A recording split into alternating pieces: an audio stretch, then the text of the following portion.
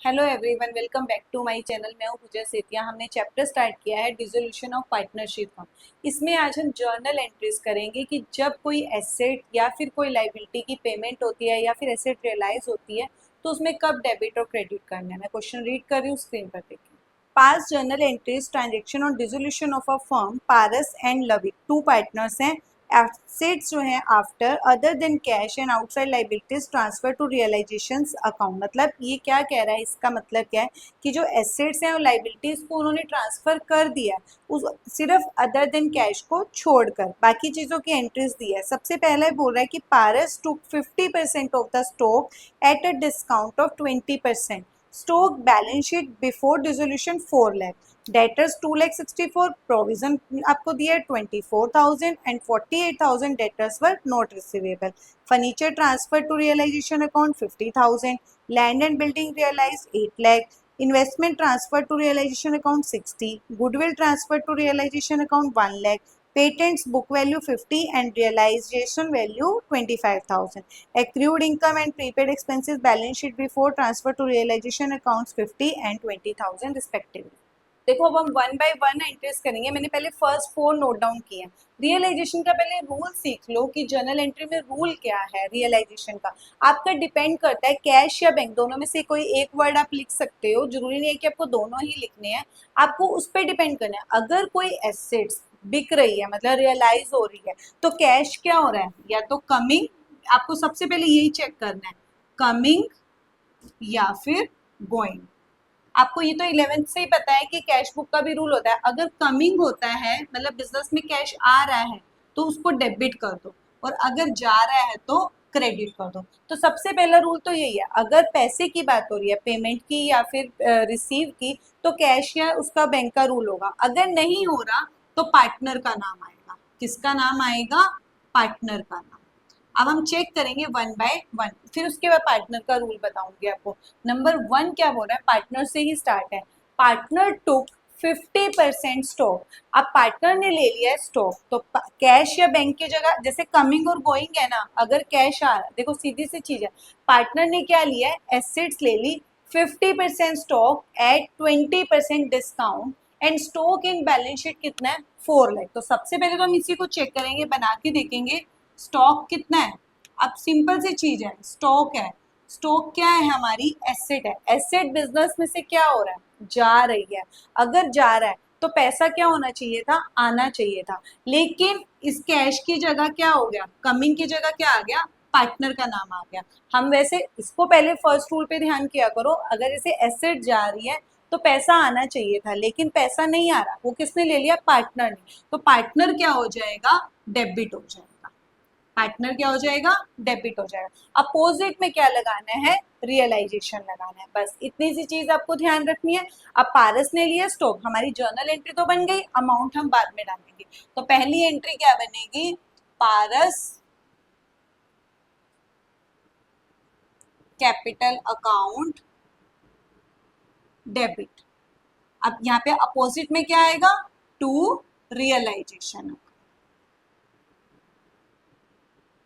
कभी भी हमेशा ध्यान रखना है, जब भी डिसोल्यूशन ऑफ पार्टनरशिप फर्म का क्वेश्चन आएगा, जर्नल एंट्री हो या फिर आपको रियलाइजेशन अकाउंट बनाना, कभी भी आपको उस एसेट, पर्टिकुलर एसेट या फिर लाइबिलिटी का नाम नहीं लिखना है। एसेट या लाइबिलिटी जर्नल में तो कभी भी नहीं आएगा। स्टॉक, डेटर्स, आपका कोई भी क्रेडिटर्स है, बिल रिसीवेबल, कभी भी जर्नल एंट्री में उनका नाम शो नहीं होगा। हमेशा ध्यान रखना है, उसकी जगह क्या होगा, रियलाइजेशन वर्ड यूज होगा। तो बस पारस कैपिटल टू रियलाइजेशन। अब यहाँ पे नरेशन आप लिख लेंगे, Paras take over the stock at discount. अब 4 लाख का डिस्काउंट था, उसने कितना लिया, पारस ने कितना लिया, देखो पारस हो गया, कितना लिया, 50।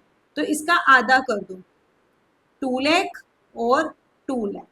अब इसकी बात कर रहे हैं, पारस ने क्या किया, 2 लाख को कैसे लिया, 20% डिस्काउंट पे लिया। तो डिस्काउंट हमेशा, इसका 20% क्या कर दो, माइनस कर दो। तो इसका मतलब इसने कितने में लिया है, 1,60,000 में लिया। तो कितने में लिया इसने, 1,60,000। तो इसका मतलब इसका हो गया कवर, ये पूरा 50% हो गया, पूरा हो गया। अब भी लेकिन स्टॉक क्या हुआ, 50% बचा है, उसके बारे में कुछ भी नहीं बोला है। हमने क्वेश्चन भी रीड किया था। अगर कोई चीज ऐसे टेंजिबल जिसको आप टच कर सकते हो, देख सकते हो, तो उसके बारे में अगर कुछ भी नहीं बोला तो वो अब क्या हो जाता है, बिक जाता है। तो स्टॉक चला गया। अब पार्टनर की बात नहीं है, अब क्या हुआ, कैश इज कमिंग। वो आधा जो स्टॉक बचा था ये 2 लाख का, तो वो क्या हो गया, बिक गया, कैश में आ गया। तो कैश इज कमिंग, जब कैश आता है तो क्या होता है, डेबिट होता है। तो सेकेंड एंट्री क्या बनेगी, इसी की 2 एंट्रीज बन जाएंगी, cash account debit to realisation. हमें स्टॉक का नाम शो नहीं करना,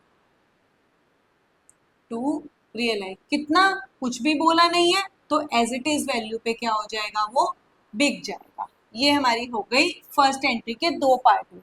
अब हम आते हैं सेकेंड एंट्री पे। सेकेंड क्या बोल रहे, डेटर्स इतने हैं, पीडीडी इतना है। पूरे रियलाइजेशन में पीडीडी का कुछ भी नहीं करते, बस सिर्फ वो ट्रांसफर होता है आपके, जैसे डेटर्स पीडीडी होता है ना, वो रियलाइजेशन के क्रेडिट में ट्रांसफर होता है। इसका बाकी कुछ भी नहीं करते, इसका कोई भी यूज नहीं होता। No use in dissolution of partnership, सिर्फ ट्रांसफर के अलावा। डेटर्स एक्चुअली कितने हैं, 2,64,000। उसमें से इन्होंने बोला है कि इतने क्या हो गए हैं, नॉट रिकवरेबल है।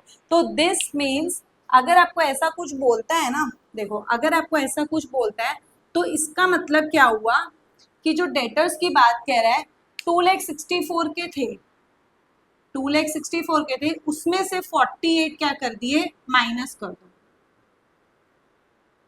तो 2,16,000 के क्या हो गया, रियलाइज हो गए। तो कैश इज कमिंग, बाकी पैसा आ गया। तो कैश जब कमिंग होता है तो क्या होता है, डेबिट होता है। तो एंट्री क्या बन जाएगी, cash account debit to, opposite में क्या लिखोगे, रियलाइजेशन। हमें डेटर्स का नाम नहीं लिखना है, कभी डेटर्स लिख दो। कितना, 2,16,000, कितना पैसा आ रहा है, 2,16,000 का। ये हमारी एंट्री क्लोज। नंबर 3 पे आ जाओ, furniture transferred in realisation. Furniture transferred in realisation का मतलब है कि रियलाइज हो गया, बिक गया, क्या हो गया, सेल हो गया, क्योंकि ट्रांसफर करने की एंट्री तो पहले हो चुकी थी रियलाइजेशन में।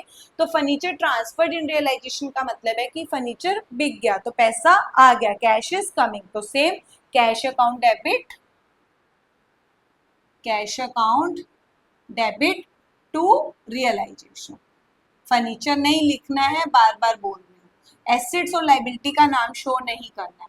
कितने में बिका है वो, 50,000, तो यहाँ पर आ जाएगा 50,000।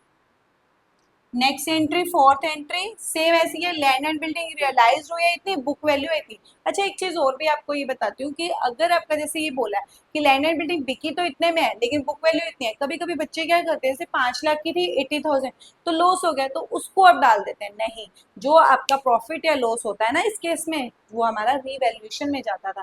इसमें डिफरेंस नहीं जाता है, इसमें क्या जाता है, अगर कोई प्रॉफिट, डिस्काउंट या लॉस माइनस या प्लस करने के बाद जो अमाउंट आता है ना, वही टोटल जाता है। अब कितने में भी किया है, 80, फिर से वही, कैश इज कमिंग, तो कैश डेबिट। अगर पैसा आ रहा है तो डेबिट कर दो, तो कैश अकाउंट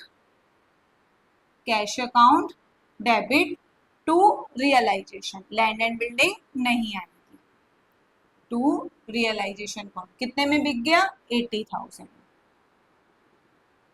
ये हमारी हो गई फर्स्ट 4 एंट्रीज।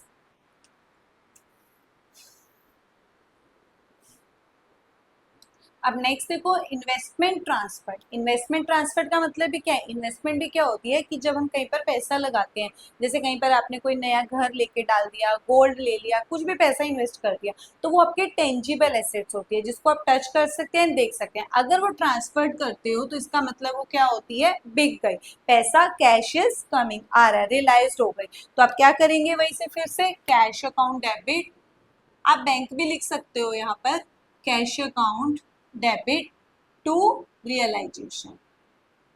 फिर भी यहाँ पे हमने वही नहीं लिखा, बस यही ध्यान रखना है कि बच्चों से जो मिस्टेक हो जाती है, इन्वेस्टमेंट स्टॉक जो एसेट का नाम होता है वही लिखाते हैं, वो नहीं लिखना है आपको। 60,000, ये हमारी है फिफ्थ एंट्री। नेक्स्ट एंट्री देखो 6, गुडविल ट्रांसफर। देखो फिफ्थ और सिक्स में डिफरेंस क्या है, इन्वेस्टमेंट ट्रांसफर, इन्वेस्टमेंट बेच दी, पैसा आ गया। अब गुडविल ट्रांसफर, एक चीज नोट डाउन कर लो, ये वाली, गुडविल हो, पेटेंट्स हो, आपका एक्रूड इनकम हो,